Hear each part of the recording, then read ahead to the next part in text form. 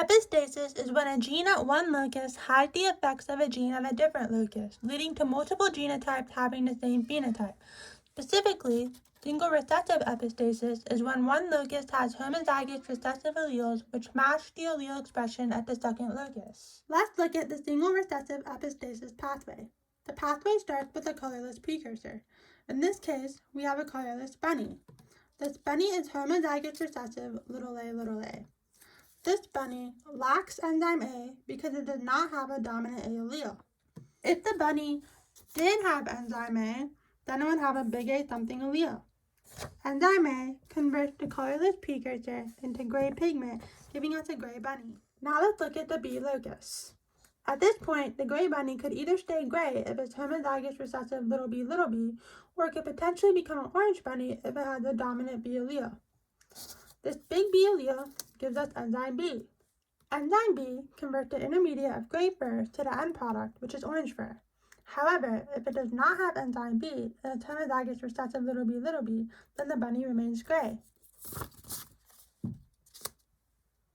Homozygous recessive a is epistatic to the B locus, meaning that it masks it. In other words, if there's no big A allele present, it does not matter what occurs at the B locus because it did not have enzyme A, which means you never even reached the gray intermediate. Let's use this pathway to figure out the proportion of phenotypes from these four genotypes from a few crosses. The first cross is a heterozygous dihybrid cross.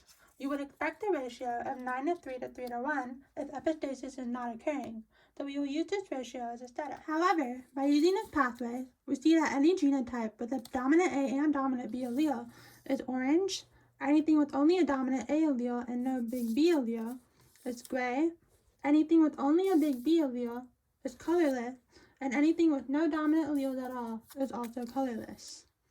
Notice how two different genotypes are giving the same phenotypes. This means that we can combine the numbers 3 and 1 to get 4.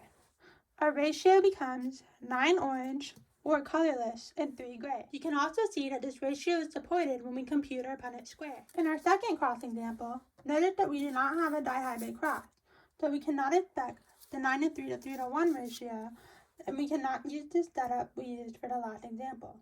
Instead, we will make a Punnett square to view our results. Again, follow the pathway to determine the phenotypes of the different genotypes.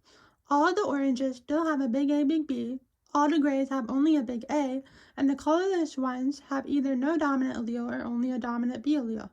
We get a ratio of 8:4 to 4:1, which simplifies to 2:1:1.